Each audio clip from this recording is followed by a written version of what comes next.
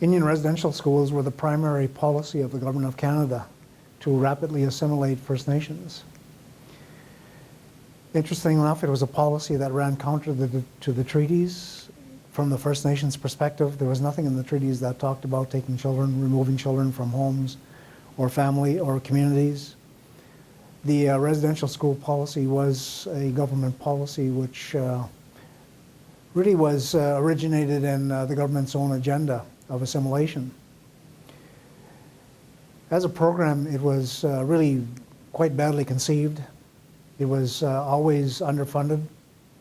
Facilities were very poorly built.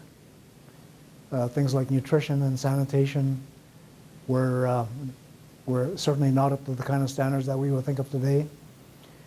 As a result, there were a lot of problems, for example, with health and even with the safety of students, as students ended up having to do a lot of the work to maintain the schools. Teachers were not very well qualified. Primarily, their purpose was to assimilate and indoctrinate the children. For the children themselves, the institutions they found themselves in were really like reformatories. The idea was that Indian children needed to be taught discipline, and as a result there was a lot of regimentation and punishment. And as you can imagine, there are a lot of problems with runaways. And children who ran away would be forcibly brought back by truant officers. So it was a type of policy which was very destructive. At one point it was said that less than half of the children would survive to use their education because of disease.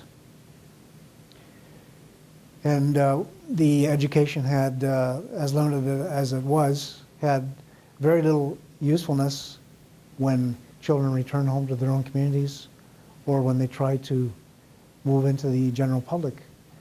For example, First Nations people did not have the freedom to, to mix and work in the mainstream society.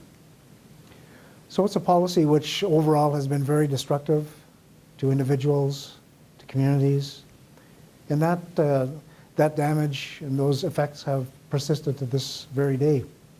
And of course, it eventually led to the apology for residential schools and the compensation and settlement agreement. This online course will use the official history of the Truth and Reconciliation Commission, approximately 1,500 pages. So there will be a lot of reading. I hope that you will get a lot out of the course.